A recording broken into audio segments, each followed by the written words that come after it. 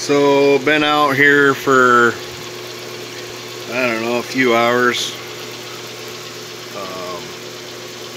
Had to go do an interview at a job.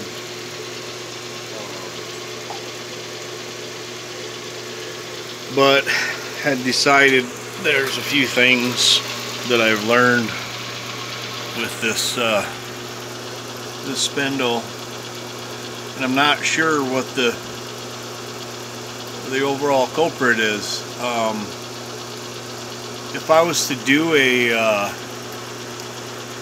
pulley calculator, this thing is not completely, this thing will be nice and solid. What I'll end up having is, when drilling tap, different slides for, this will slide back and forth. I've just realized what I'm going to do here, but there's a tension bolt. Basically this is a piece of tubing that's holding the treadmill motor.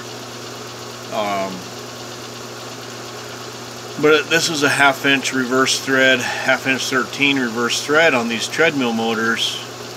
I had this apart, took the armature out, and I'm going to run it for a while and just see what kind of heat that it generates. But what may happen is, back in here, I may window that out and put, let's say, a computer fan in there or something to kind of get some airflow. But basically back where I was at was, I wanted a generic, the shaft was, it was like 6'8", it was like a metric size, so to get it, you know, you get pulleys, and it was, I had to machine all the pulleys, which, you know, to get that done you have several different kinds. So to get that done, I just thought was kind of goofy, so I had chose to pull that treadmill motor apart and got the armature in the lathe and turned it down to a given 625, which is a 5/8 shaft. So I got that established, and then tried it out with, you know, according to the pulley calculator, I should be up in the range of, God, I don't remember what it was. I think this was a 3.5 pulley that I wanted to establish that was generic, to the point where that's going to stay the same no matter what. So my thought was that this pulley back here, I think the calculator said if I put a 4-inch back there and did the math with that short belt, that it would, oh God, I think it was, I don't even remember now, but it was, you know, the motor tacked out at 5600, so it's not a real huge issue if I don't get much. What I was trying to after was the parameter of RPMs at this mill, based on the OEM RPMs that it would handle, thinking that the bearings were rated for that. So the parameter of RPM, I do believe, was 250 to 3000. So that was kind of what I was after. I do believe for anything that I do, 3000 is more than adequate.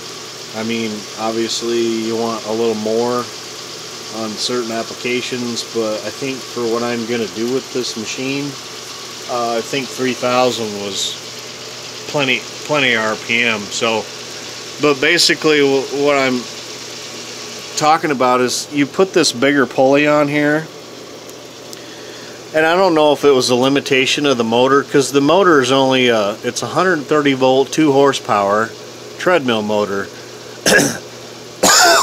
Excuse me. My thought was that, you know, that bigger pulley, it wanted to see that bigger pulley for more RPM on the drive motor itself. But every time that I would do that, the thing would not spin up for RPM, so I don't know if it was lacking the horsepower. But to me, it didn't make any sense, because this that's the old, you know, inertia flywheel pulley that was on it. So to me, the whole heavy, being too heavy of a pulley didn't really seem to want to apply. I mean, I didn't see how that would be a big deal. But it did. So what I ended up with is a small, as you can see, a small pulley on the drive, and this one here, obviously I've really, you know, done a lot of machine work on it, but on the spindle part, but I think I feasibly got it figured out. I mean, but I can come down here and dial it in, but you know, I can come down here and I can slow it down. I don't really know what I'll end up doing with 500 RPM for the stuff that I'm going to do, but it's nice. I mean, I don't have a shaft in there to be able to kind of stall it out, but to see what kind of horsepower it has. But you know, I can spin it up, and I think I've feasibly gotten to 3,000 RPM.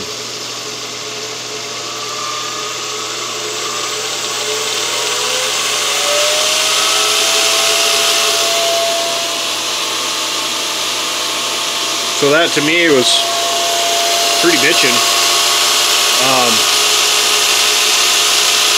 The fact that I can adjust the frickin' RPM on the fly, holy shit, dude. I mean, that is just awesome. Of course, this one here, you know, I don't have it hooked up yet. That's going to be my amperage, and that's going to be, you know, we'll see. Even if I don't do the voltage and do the amperage count, I mean, that's kind of what I'm after anyhow. So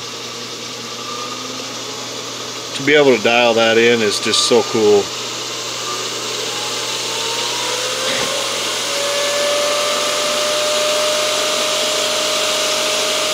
And honestly, I think it was right around there, but the more I run it, I get way more RPM than I would initially. I think a lot of that is I have a segmented belt, but I think once I get that segmented belt broken in, I think it'll just keep climbing. So it'll just be more efficient. So that's where we're at today. It seems like I've gotten a lot accomplished on this whole project. That was the drawback to kind of move forward on this ball screws and the oiler system. So the fact that it took that small pulley to be able to achieve what I need to do, I mean, just completely confuses me. I mean, it's almost backwards of what your pulley calculators want, you know. So I'm just at the leisure of I mean, I probably could mathematically figure all that out, but you know, when you have a plug and play app on your phone and fill in the blanks, it's just kind of hard to beat. So that's kind of where we're at today on that. I think it was a pretty good day.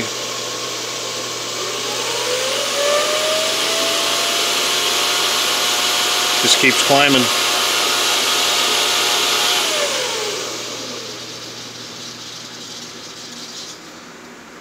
Thanks.